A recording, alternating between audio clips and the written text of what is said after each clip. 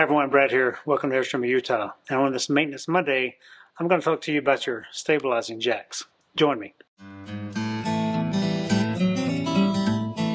So I'm here with this 16-foot base camp with a stabilizing jack.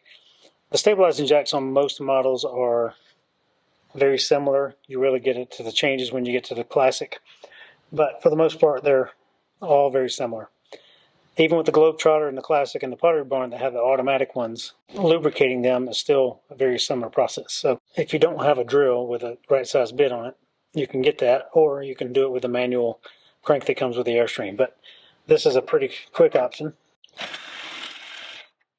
So once it's down, underneath here, you'll see a big long screw, and that's what I really want to talk about today.